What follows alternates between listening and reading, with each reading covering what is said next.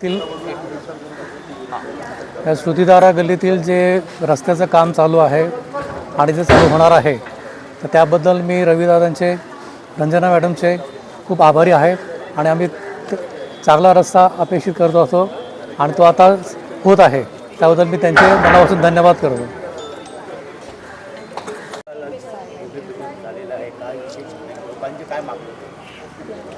आपले देशाचे सगळ्यांचे लाडके माननीय पंतप्रधान नरेंद्रजी मोदीजी यांचा सबका साथ सबका विकास या विकासाच्या संकल्पनेची प्रेरणा घेत आणि आपले महाराष्ट्राचे लाडके मुख्यमंत्री देवेंद्रजी फडणवीस यांच्या नेतृत्वामध्ये आज आपण बघाल तर राज्यभरात सगळीकडे आपल्याला जिथे हा विकास होतो तिथे गतीने दिशा जाताना आपल्याला दिसते आहे.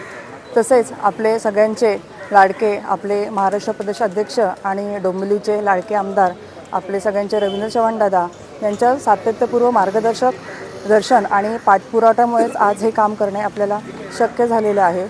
इथे प्रभाग क्रमांक 26मधील इथे आम्ही ह्या रस्त्याची जेव्हा दखल घेतली तेव्हा आमच्या असं लक्षात आलं की इथे हा रस्ता काँक्रिटीकरण करण्याची खूप गरज आहे. तर त्याप्रमाणे आम्ही आपले प्रदेश अध्यक्ष रवींद्र चव्हाण दादा यांच्या पाठबळामुळे आणि महत्त्वपूर्ण पाठपुराव्यामुळे हे काम करणं शक्य झालं आहे. त्यावेळेला आम्हाला इथले सगळे स्थानिक नागरिक असतील त्यांनी खूप सहकार्य केलं आणि आज आपण इथल्या रस्त्याचं काँक्रिटीकरणाचं काम करत आहोत. आपला काम करण्याच्या अनुषंगाने आपण करतो की इथे ये जा करताना नागरिकांना त्रास कमी होईल आणि जेव्हा पाणी पावसाचे दिवस असतात तेव्हा जेव्हा काही गैरसोयी होतात त्या होणार नाहीत, ह्या अनुषंगाने आम्ही इथे करत आहोत.